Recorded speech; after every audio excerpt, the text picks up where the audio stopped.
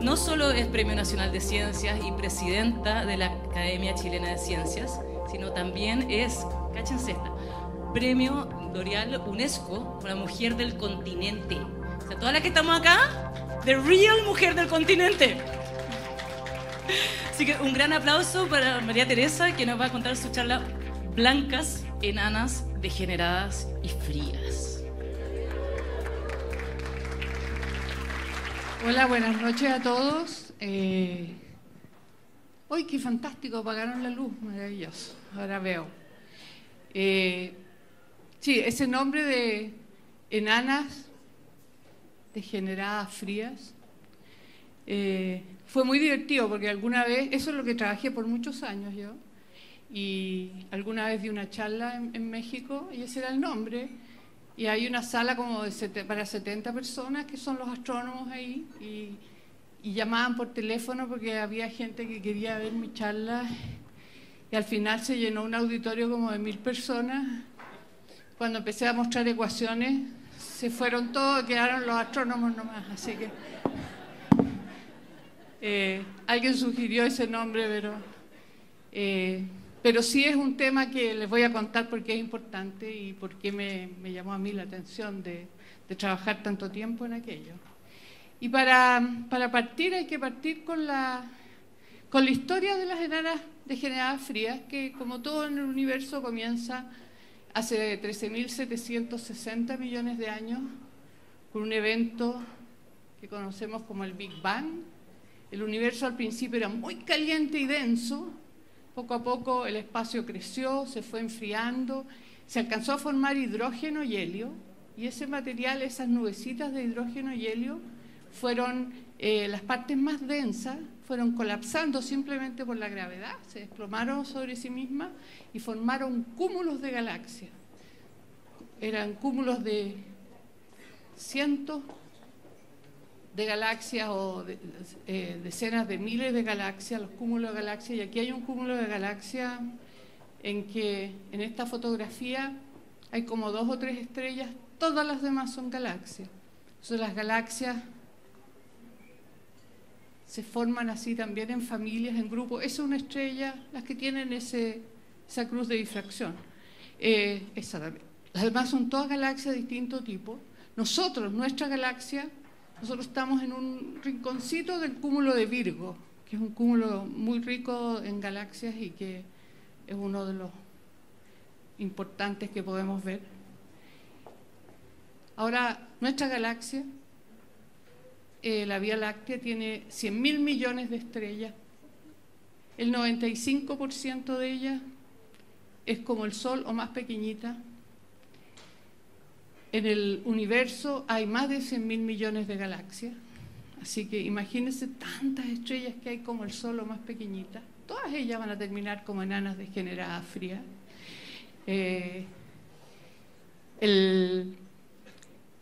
Y lo que es más impresionante es darse cuenta que habiendo tantos planetas como la Tierra, sería muy raro que estuviéramos solos, ¿no? Habiendo tantas estrellas como el Sol, que tienen varios planetas en torno a ellos girando, y lo más probable es que en alguna estrellita por ahí podamos encontrar que hay vida. Y en eso hemos estado buscando. Ahora, esa foto que tienen ustedes acá de la galaxia, nosotros estamos dentro de la galaxia, en el plano aquí, entonces lo estamos tomando, se ve así de canto. Si pudiéramos salir de la galaxia, que no podemos, veríamos nuestra galaxia, esta es otra galaxia, pero la veríamos que es como un remolino, y nosotros estamos ahí a mitad de camino entre el borde y el centro. Y aquí siempre digo, para que tengan una idea de las distancias, estos son 28.000 años luz de distancia. Si yo mando un mensaje aquí de donde estamos en un brazo de espiral al centro de la galaxia, se demora 28.000 años en llegar, y luego otros 28.000 años. Cuando me responde el WhatsApp, me dice hola, son otros 28.000 años. Entonces, y eso es nuestra galaxia, nuestro vecindario, el universo. En realidad, el problema que tenemos de comunicaciones es complejo. Ahora, ¿cómo se forman las estrellas? le estamos siguiendo la vida de esta. Las estrellas se forman estos grumos que hay en las nebulosas, que es esencialmente gas, hidrógeno, helio, rastros de otros elementos, y polvo interestelar, que son partículas micrones de grafito. La parte central, esta nube que empieza a colapsar, desplomarse por su propio peso, transforma energía potencial en calor. Cuando el centro se calienta a más de 10 millones de grados, comienzan las reacciones nucleares. Es como una bomba atómica, quiere hacer explotar esto. Pero ¿qué es lo que impide que explote? Es la gravedad. La fuerza de gravedad está tratando que colapse, las reacciones nucleares están tratando que explote y llegan a un acuerdo. Y eso es lo que hace que una estrella sea como es. Hay un equilibrio entre la fuerza de la explosión y la fuerza de la gravedad. Si alguna de esas dos cosas cambia, el equilibrio va a ser distinto. Y en general lo que pasa es que se le acaba el combustible a la estrella y la gravedad gana la pelea. En esta simulación se alcanzó, no sé si fijaron, se alcanzó a ver que se formaba como un planeta. Todo esto eran como ideas o imágenes que teníamos en la cabeza de cómo mostrar cómo se formaba una estrella, y el sistema planetario hoy día lo podemos ver en vivo y en directo gracias al telescopio ALMA. Hemos visto cómo se ven los discos en estrellas jóvenes, cómo se forma un disco y cómo se ven unos surcos oscuros, que es donde se han formado los planetas, que han ido como chocando, colisionando con todo el material que hay ahí y formándose un gran planeta. Así que es maravilloso ver cómo lo que pensábamos ahora lo podemos ver incluso. Ahora las maternidades estelares son muy... no era para allá, para acá.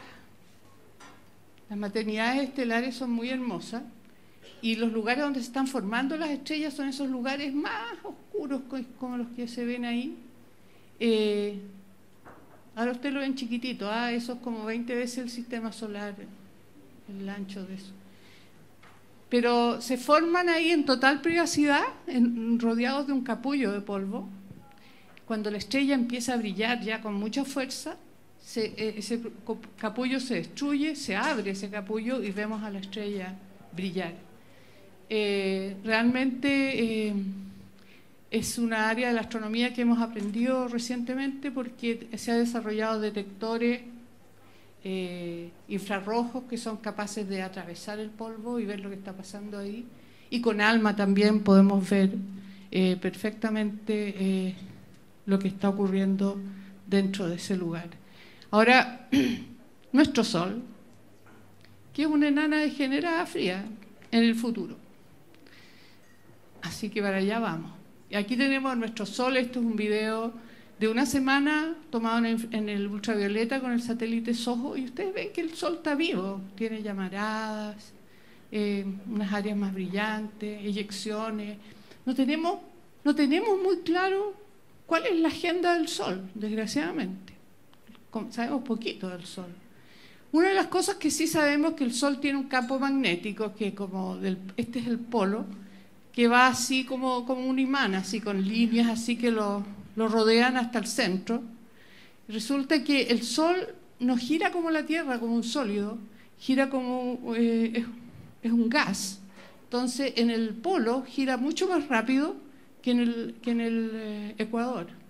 Y eso hace que las líneas del campo magnético se empiecen a enredar adentro, así porque gira más rápido aquí, más lento acá, y de repente se arma un nudo tremendo y ¡pah! Se suelta ese nudo y salen estas eyecciones de material. Si nosotros nos vamos a estrellas más pequeñitas que el Sol, esas son 100% convectivas, las que son 2/10 de la masa del Sol, por ejemplo. Es como una juguera lo que está pasando ahí. Entonces ahí el pobre campo magnético lo pasa pésimo y tiene unas llamaradas que son feroces. Entonces muchas veces cuando se encuentran planetas cerca de estas enanas, que desgraciadamente en astronomía somos malos para poner nombre, se llaman enanas rojas, pero son estrellas comunes y corrientes, pero chiquititas. Esas tienen unas llamaradas gigantes, como una que encontraron como con 7 planetas hace poco, que le hicieron mucha propaganda, y algunos de esos planetas parecidos a la Tierra, la vida ahí, como la nuestra, sería inviable, porque las llamaradas que tienen estas enanas café estas enanas rojas son realmente muy, muy fuertes, y esas son partículas que destruyen el ADN. Ahora, ¿cuál es la fuente de energía del Sol? ¿Por qué hago eso? La fuente de energía del Sol es la cadena protón-protón. Y discúlpenme, aquí trato de no poner gráficos ni cosas, pero lo que hace simplemente es 4 protones, que son núcleos de hidrógeno, los transforma en una partícula alfa, que es un núcleo de helio, en que tenemos 2 neutrones y 2 protones. Y en ese proceso, que tiene varias etapas, se produce muchísima energía. Es decir, por cada segundo el Sol convierte 4 millones de toneladas de su masa en energía. Y es lo que hace que el Sol brille. Y está transformando hidrógeno en helio. Y esto, les juro, el último gráfico. Tenemos aquí la cantidad de helio, la fracción de helio en el Sol con el tiempo, con la distancia, perdón, del Sol hasta la superficie, y este es el centro del Sol. Cuando partió hace 4.600 millones de años atrás, era 25% helio y 75% hidrógeno, que eso es lo que se formó en el Big Bang. Pero hoy en día el Sol ha ido transformando hidrógeno en helio, y en este momento en el centro tiene más helio que hidrógeno. Y esta es la curva que tenemos hoy día.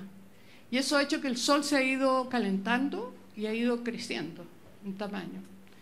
Y eso no son tan buenas noticias para nosotros, porque vamos a ver que le queda combustible para bastante tiempo más, pero en 900 millones de años, que no es tanto, va a estar tan caliente que el agua en la Tierra no va a existir. Es decir, va a estar todo en la atmósfera. Y eso no pasa de un miércoles a un jueves, eso pasa de a poquito. Entonces, de a poquito, el clima en la Tierra va a ir sufriendo por el problema del calentamiento del Sol. Y eso no hay nada que hacerle, ¿eh? Ahora, ¿qué va a pasar cuando en unos 5.000 millones de años más se le acabe totalmente el combustible al Sol? Ya va a ser todo puro helio. Resulta que va a tratar de colapsar para quemar el helio, para aumentar la temperatura. Al colapsar, vuelve a colapsar, sube la temperatura, y cuando llega a unos 100 millones de grados, se transforma otra reacción nuclear, que es transformar el helio en carbono. Ahora, eso se demora, esa reacción, el Sol vive en ese periodo como el 1% de su vida, comparado con el resto, que es el 99%, que es cuando quema hidrógeno. Es decir, cada vez se va haciendo más rápido las reacciones. Y en el caso de una estrella pequeña como el Sol, más o menos de 8 masas solares hacia abajo, lo que ocurre es que el corazón de la estrella colapsa para formar un objeto súper denso. Aquí lo pongo, una cucharadita de té de enana blanca, que le llaman a esta, pesa 5 toneladas. Lo interesante es que en ese proceso, esas estrellas chicas como el Sol fabrican carbón, nitrógeno y oxígeno.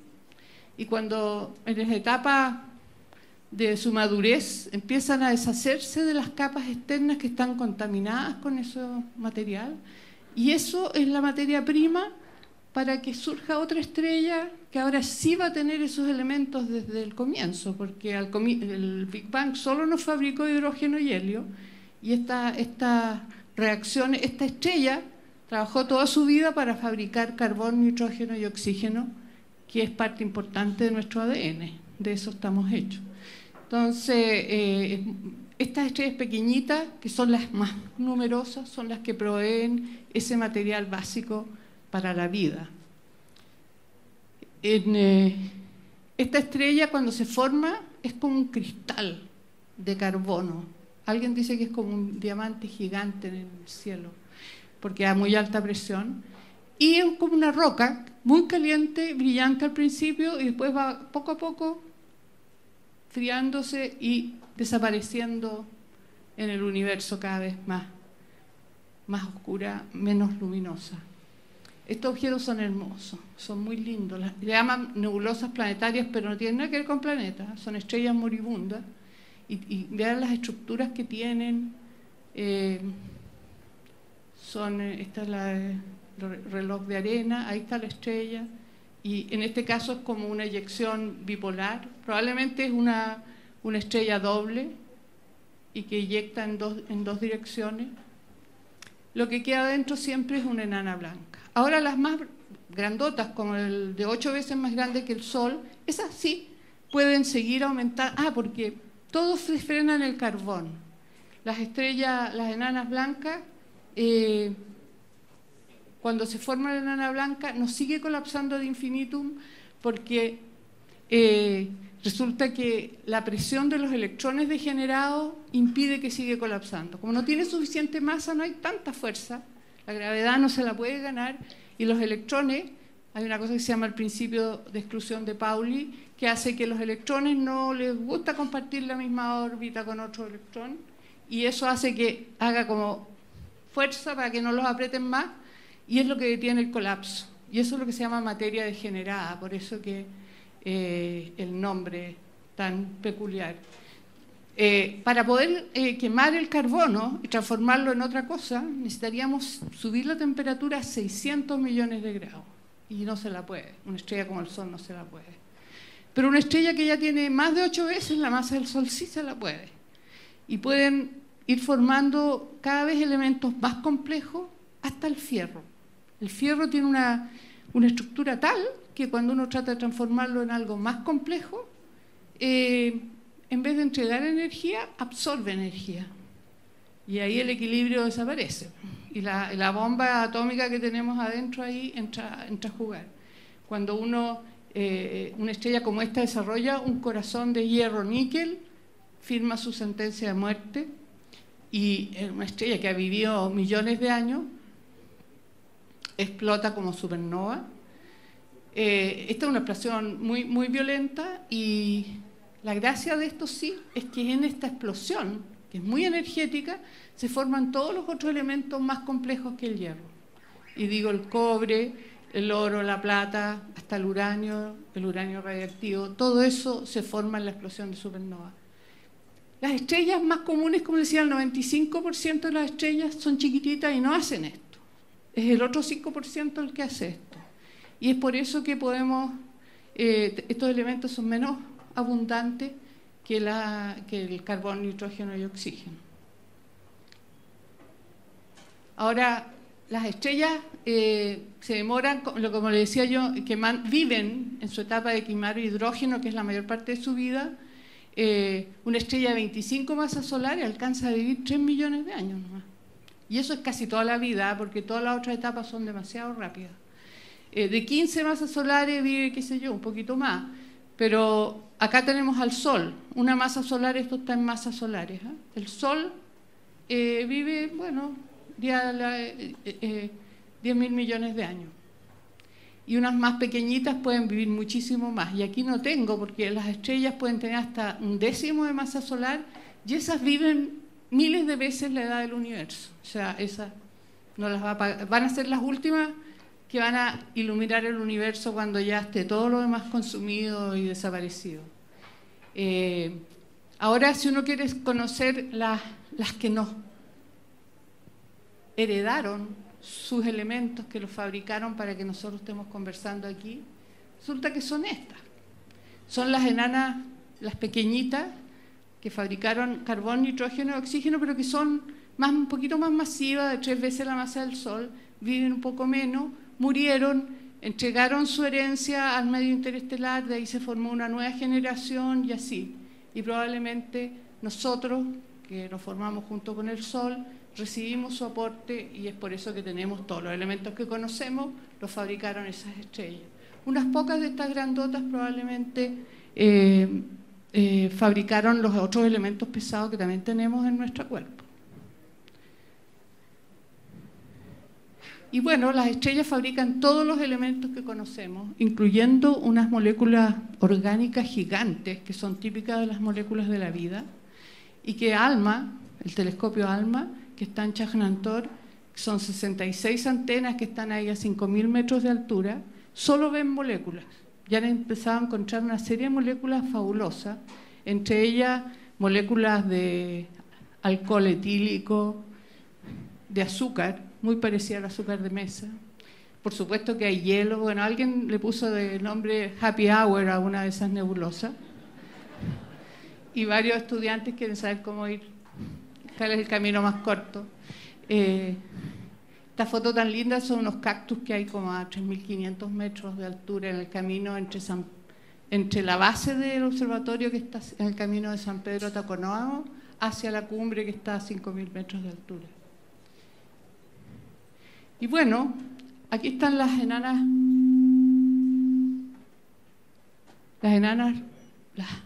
degeneradas rojas.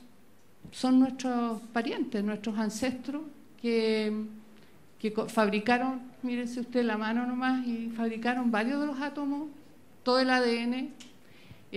Probablemente hay varias familias de estas enanitas degeneradas frías que todavía están, que aportaron a que nosotros estemos hoy día aquí. Y algún día nosotros, junto con el Sol, le vamos a ir a aportar a otra civilización en 5.000 millones de años más. Pero interesante saber que ellas son nuestros parientes y que están atrás en el árbol genealógico. Y que bueno, saberse parte de esa familia por lo menos a mí me hace feliz. ¿Y por qué las estudié? Porque bueno, una cosa muy entretenida es que estas estrellas son unos verdaderos relojes cósmicos. La astronomía siempre estamos tratando de ver cómo medir las cosas, está todo tan lejos por allá y no podemos medir distancias, bien, tenemos que inventar cosas. Entonces estas estrellas van enfriándose poco a poco y le conocemos la tasa de enfriamiento. De tal manera que si en un sistema encontramos la más fría de todas, podemos calcular la edad de ese sistema. Quiere decir que no ha tenido tiempo de enfriarse más y podemos calcular la edad. Y es lo que hicimos con un par de colegas para calcular la edad de nuestra galaxia. Y además porque me aproveché de que yo cuando llegué a Chile aquí no había revistas, no había nada, estábamos bien mal en ese sentido en la universidad. Y entonces sin revistas no había internet, estoy hablando del año 80. Dije, bueno, ¿qué cosa puedo hacer yo que nadie más puede hacer?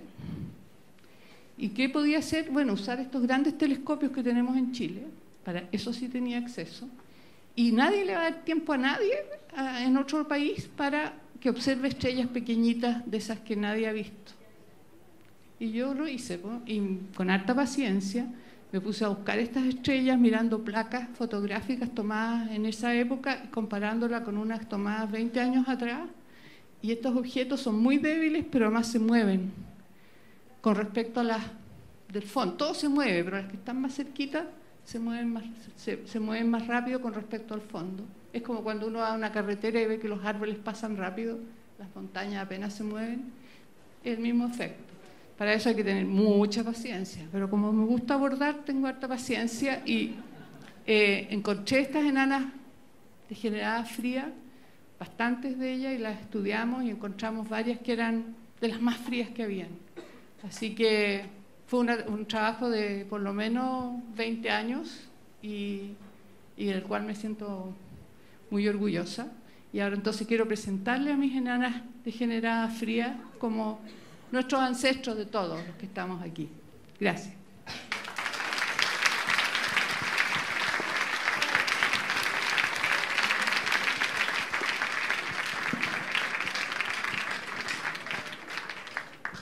Una pregunta es, tú hablaste que son como un reloj estas estrellas. Entonces te quería preguntar, cuando tú empezaste a estudiarlas, ¿ya se sabía que eran como un reloj? Y lo otro es, ¿cuál es, a qué velocidad o cuánto tiempo se demoran desde que nacen hasta que se enfrían? Y eso. Entonces, ¿cuánto tiempo se demoran? Sí, ¿A qué tasa? Eso. Mira, yo cuando partí, yo creo que es más o menos al mismo tiempo, porque todo tiene que ver con física nuclear, pero una física nuclear bien compleja, porque estos objetos están cristalizados en el centro. Entonces, materia degenerada no se comporta igual que la materia normal, así que entonces eso hace que los cálculos sean súper complejos. Creo que modestamente con nuestras observaciones pudimos aportar a que la teoría, a constreñir la teoría, porque la teoría siempre tiene muchos más grados de libertad si no le pones ninguna observación. Nosotros con las observaciones le pudimos dar ese input y lo que resultó fue una teoría de enfriamiento de enanas blancas, modelos de enfriamiento que son bastante confiables. Ahora, ¿cuánto se demoran? Un montón. Y depende un poco de la masa. Curiosamente es contraintuitivo. Las más pequeñitas son más grandes en diámetro. Entonces se enfrían más rápido. Esa es la materia degenerada. Las más masivas, las menos masivas son más grandes. Las más masivas son más pequeñas, porque ahí la gravedad tiene más fuerza y le hace la pelea a los electrones degenerados. Entonces, esas se demoran más en enfriarse porque tienen menos superficie y pueden tener una tasa de enfriamiento. Entonces, para poder calcular todo eso tienes que saber la masa de la estrella degenerada para poder calcular bien la tasa en la cual se enfrían. Así que, pero pueden ser billones de años.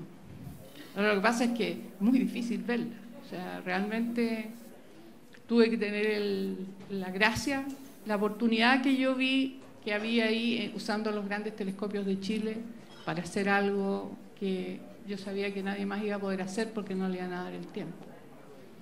El Sol, dentro de la evolución que va quemando el hidrógeno en helio y después cuando al final termina su vida útil va a quedar transformado en un núcleo al final de fierro, ¿no es cierto? No, el Sol va a terminar como un núcleo de carbono. De carbono, ¿no es cierto? No puede pasar. Pero el Sol tiene como el 90 y tantos % de la masa del sistema solar, de todo el sistema solar. Y nosotros, los otros planetas, tienen todos los elementos del sistema solar. Tenemos elementos mucho más pesados que... Claro, en consecuencia, el Sol al final, fuera del núcleo de carbono con el cual va a terminar, también va a contener todos los elementos más pesados que vienen producto de la explosión de otras estrellas más masivas que han generado los elementos pesados. Exactamente, exactamente. O sea, el Sol lo que sí no va a haber aportado a enriquecer más en esos elementos, porque las reacciones nucleares que tiene el Sol no le permiten formar fierro, níquel o cualquiera de esos otros elementos, ¿no? Va a ser el aporte que recibió, digamos, o sea, lo que recibió como herencia en esos elementos, que es lo que tenemos nosotros también, eso mismo lo va a devolver. Pero además va a haber enriquecido el material en carbón, nitrógeno y oxígeno. Muchas gracias. Gracias, buenas noches, María Teresa. Buenas noches. Yo soy una persona humanista, elegí una carrera humanista. La física y la química eran parte de mis terrores nocturnos y diurnos. Independiente, me encanta todo tu tema. Y ustedes, yo siempre lo consideraba una especie de monjes del espacio. Si yo pienso, si fuera un astrónomo, tengo tan claro que ninguno de mis intereses que tengo hoy en día estarían en mí. Y siendo un terrícola de la Tierra, con una carrera bastante básica, veo los conflictos terrenales, los temas políticos, los temas de creación, en mi nivel. Sin querer preguntarte tu posición, te quería consultar, tal vez una pregunta humanista, ¿qué discuten los monjes del espacio respecto de la existencia, de la creación, de estas maravillas, las cosas que tú le explicas, una sencillez y naturalidad, y como me impresiona como la realidad de esas cosas que me cuesta mucho entender? ¿Pero qué se habla ya los monjes? Oye, monjes nada. Es por decir un nombre que se concentra en la poquito, noche. Digamos, poquito. Yo creo que en realidad hablamos de lo todo. cuando nos juntamos a tomar cafecito alegamos contra algún político, contra alguna ley mal hecha o algo así, ¿no? O sea, no. De repente hablamos de ciencia, obviamente, en nuestros seminarios, en esas cosas. Lo que sí, no sé, no me atrevo a hablar por todos, pero de verdad creo que es posible que sea más común, es que tenemos una perspectiva de la vida como privilegiada en ese sentido, ¿no? Y de maravillarnos por la vida, por el milagro de la vida, que es algo que por aquí, hasta aquí no hemos podido explicar. Ni la biología, ni la astronomía, ni nada. O sea, somos capaces de poner toda la materia prima para formar vida y no pasa nada. Y eso nos hace cuestionarnos cosas, ¿no? De saber si la vida es algo que en realidad a lo mejor es una, no sé si como una nueva fuerza del universo, algo que estuvo ahí desde el comienzo y que donde encuentra un lugar adecuado, florece. Quiero decir que nuestro Sol ha tenido, por Dios, qué paciencia con nosotros, ha estado tranquilo por 1.000 millones de años y nos ha dado tiempo para evolucionar hasta la inteligencia superior, a desarrollar conciencia, cosa que si viviéramos en una estrella muy masiva no alcanzaríamos a nada, porque en 1 millón de años la estrella explota y se muere. Y en una de estas chiquititas, como le decía yo, también sería muy difícil que sostuviera vida como la conocemos, ¿no? Destruiría el ADN. Así que estamos re bien ubicados con una estrella que nos ha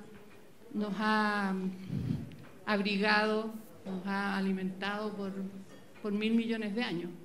Y eso hace pensar en realidad en que tenemos el privilegio de estar vivos y tenemos el privilegio de pertenecer a una especie y deberíamos darnos cuenta que somos en ese sentido todos hermanos, porque descendemos de las mismas estrellas, de la misma estirpe estelar, ¿no? que nos fabricó a todos y nos entregó sus atomitos de carbón y de oxígeno y de todo lo que tenemos.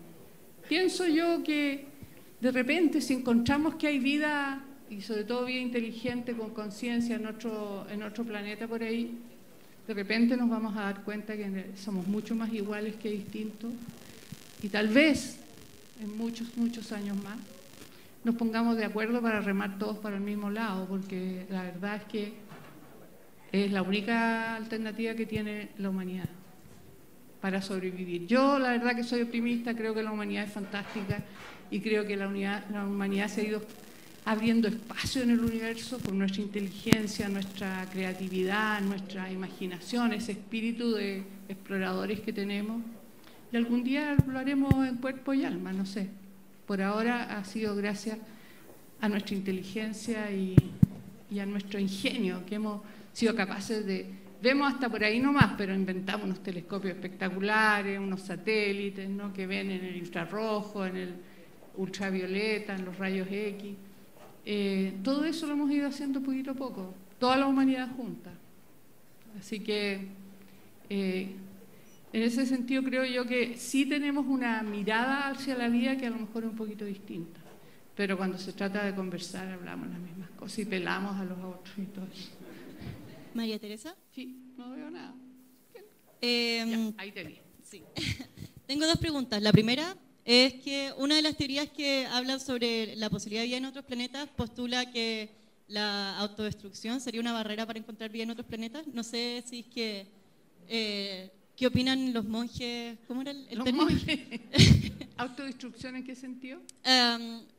Dice que las especies vivas tenderían a la autodestrucción y que por eso hasta ahora, según esta postulación, no se ha encontrado como vida oficial en otros planetas. Entonces, uno, saber si es que a ti te hace sentido un poco esta postura, y lo segundo es que si es que entre los monjes hablan de vida en otros planetas y si les hace sentido esto tampoco, como el contrario, el de que nos están visitando y como teorías conspiracionales. No me hace mucho sentido, porque yo no sé por qué vamos a ser tan lesos de autodestruirnos. O sea, hemos hecho tonteras en la historia, muchas, pero yo creo que habría que aprender, ¿no? Hemos aprendido un poquito. Estamos menos violentos que hace muchos años atrás, así que no sé, no creo. Ahora, si nos están visitando, no sé, a mí me encantaría verlo, pero nunca me ha tocado esa suerte. En todo caso, si alguien nos llega a visitar acá, sobre todo me encantaría preguntarle cómo lo hizo, porque nosotros no somos capaces de ir a ningún lado, o sea, llegamos a la luna apenas y chao. No podemos ir a otro planeta, a otra estrella. Con la velocidad que podemos manejar ahora son 40.000 años hacia la estrella más cercana.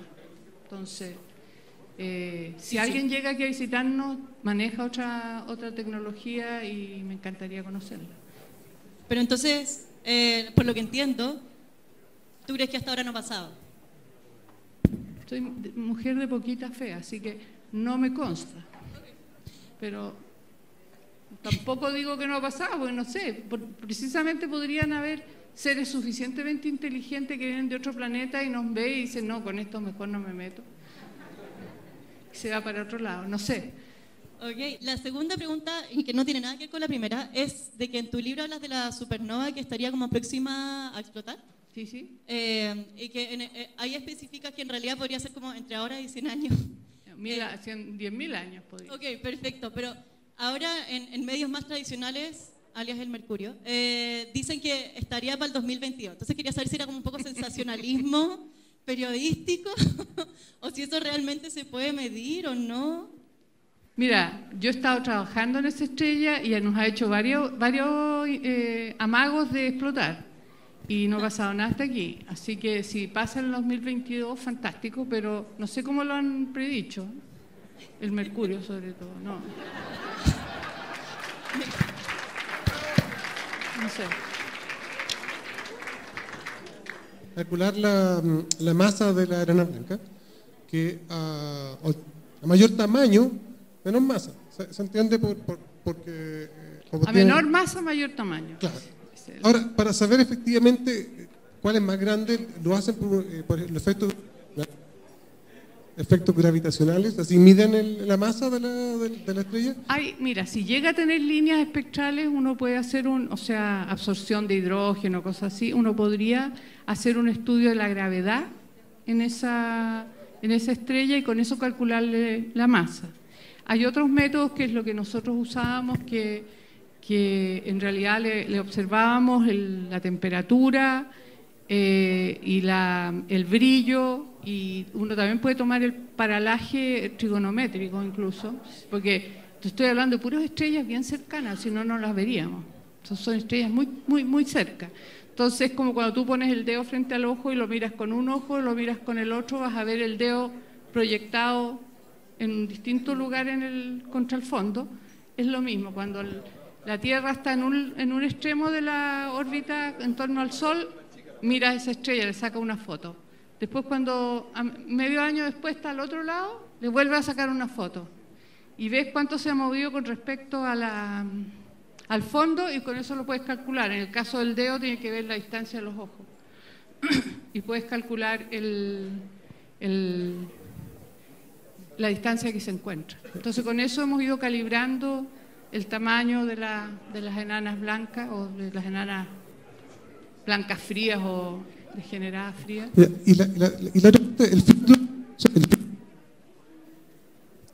Hola. El fin del universo van a ser cuerpos fríos girando en torno a otros cuerpos fríos. Sí, no, el final del universo, así como va la cosa, es pero terrible, porque se descubrió ahora la famosa energía oscura, que un nombre pésimo porque no se comporta ni como energía, así que ni como materia. No sabemos lo que es, pero es algo que está haciendo que el universo, que se sacó un premio Nobel ahí en astronomía por este tema, el universo se está expandiendo, pero no solo eso, que eso ya lo sabíamos, se está expandiendo aceleradamente, cada vez más rápido. Entonces tú te proyectas hacia el fin de los tiempos y resulta que el universo se va a ir expandiendo y vamos a empezar de repente a dejar de ver las estrellas en el cielo porque se van a ir alejando unas de otras y de pronto nos vamos a ir desarmando nosotros también y todo se va a transformar en partículas elementales fundamentales nuevamente. Yo espero que eso esté malo, porque en realidad lo encuentro demasiado dramático. Pero ese es como Pero es cierto, si no nos vamos a esa cosa tan extrema, sí, al final va a ser todo puros cuerpos oscuros. Bueno, refiriéndome a lo que acaba de decir, Si es así, ¿por qué Andrómeda se está acercando a nosotros? ¿Dónde estamos hablando? Ya. Andrómeda se está acercando a nosotros en vía de colisión con nosotros, así que, porque estamos con Andrómeda, Andrómeda está a 3 millones de años luz de distancia, y así que ahí el WhatsApp se demora 3 millones de años en llegarle y la respuesta a otros 3 millones. Pero es nuestra galaxia satélite y están una girando en torno a la otra, en órbita, tan amarradas gravitacionalmente. Y en este momento tenemos a la galaxia Andrómeda viniendo como justo hacia la Tierra, hacia la galaxia nuestra, perdón. Pero si uno calcula cuándo va a ocurrir eso, el Sol no va a existir ya. Así que no se preocupen. Aunque me habría encantado ver ese panorama, ¿te imaginas ver Andrómeda ahí en el horizonte, así, arriba de la cordillera? Una maravilla. Pero no. Tengo dos preguntas. Una es, tú decías que el 90% de las estrellas son estrellas pequeñas y son estrellas grandes. Desde el punto de vista de la masa acumulada, ¿cómo se comporta eso? ¿Es 50 y 50 la masa o también hay una relación de 10 a 90 el tamaño de la masa acumulada? De lo que han fabricado ellos. No, de las estrellas en total. O sea, si hay 5 estrellas chicas tienen tanta masa y 2 estrellas grandes tienen tanta otra. ¿Cuánta es esa acumulación? En realidad es 95%, y yo no tengo idea, no he hecho el cálculo, pero yo quiero adivinar que debe ser como 80-20. Pero hay una cosa más interesante, que no lo he calculado tampoco, pero lo venía pensando, es que las estrellas más masivas gastan primero su combustible, muy rápido, mueren, y se formarán otras estrellas masivas, y eso hace que a lo mejor su aporte al material con que nos formamos sea un poco mayor, digamos, sea tan bajo, porque las otras chiquitas, por ejemplo, las de 1/10 de la masa del Sol, que eso es lo más chico que puede haber, esas no aportan nada, porque están vivas desde el comienzo del universo y van a seguir vivas por un montón de tiempo. Mientras que las grandes consumen rápido, fabrican y... De hecho, se cree que probablemente al comienzo del universo hubieron unas estrellas realmente muy grandes, que podrían haber sido incluso, ni siquiera pueden llamarse estrellas, que podrían haber sido de cientos o miles de veces de la masa del Sol, que nunca tuvieron un estado de equilibrio. Empezaron a colapsar y fue tanto la temperatura que se forma una bomba atómica y explotan y bueno, nunca tuvieron una vida como estrella, que vivieron poquito, pero eso se ha llevado a pensar en eso porque se ha encontrado que a medida que nos vamos más y más y más y más atrás en el tiempo, o sea, más y más lejos, seguimos encontrando fierro y carbón y oxígeno, menos que en esta época, que es donde estamos nosotros, pero hay, entonces alguien lo tiene que haber fabricado y ninguna de estas estrellitas chiquititas está haciendo su aporte en esa etapa. La otra pregunta es si hay alguna manera de saber qué generación es nuestra estrella. Si antes de ella recogió elementos de 2 generaciones de estrella, de 5, de 1. ¿Es posible saber eso? Como te digo, depende de qué estrella, porque de las supernovas probablemente hubieron muchas generaciones de supernovas, de estrellas masivas que mueren como supernovas, porque esas viven un par de millones de años y nada más. Mientras que de las más chiquititas, que nos aportaron el carbón, el oxígeno y eso, creemos que probablemente el Sol sea una estrella por lo menos de tercera generación. O sea, tenemos por lo menos una mamá y una abuelita.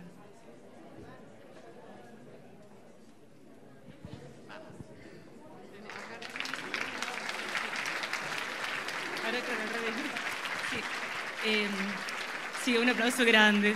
Gracias. Espérate, ya te digo. María Teresa va a estar firmando los libros atrás para quien... espérame, ahí. ¿Llegaste? Ya. Hagamos un pequeño break. La María Teresa va a estar firmando los libros allá en el stand de los libros que está al lado de la barra. 10 minutos y seguimos con Eduardo Graels.